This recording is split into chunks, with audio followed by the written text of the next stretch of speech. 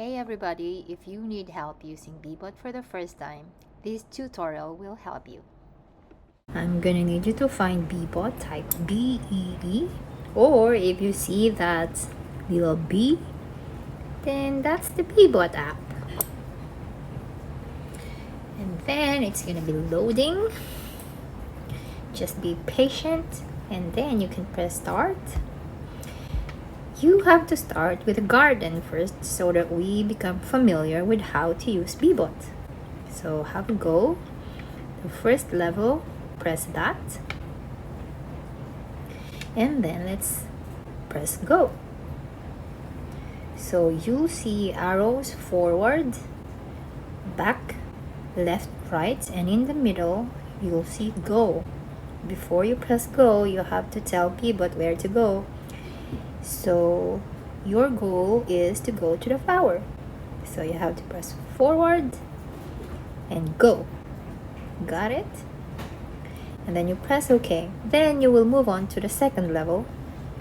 And it says how many steps forward do you have to go so that you can reach the flower. There are 1, 2, 3 steps. So I'm gonna press forward 1, 2, 3.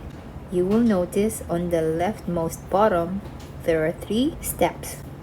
Now we can press go. 1, 2, 3. Ta-da! There you go. Now this one is kind of tricky because there's a turn. So you have to remember where is your left and where is your right. So I'm gonna move forward 1, 2, and go.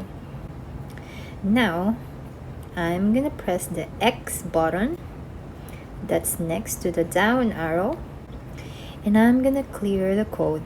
So press the one on the left that says clear code.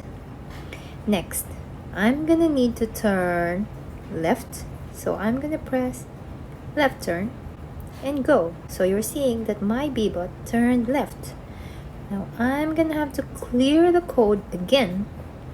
So press clear code. Ta-da!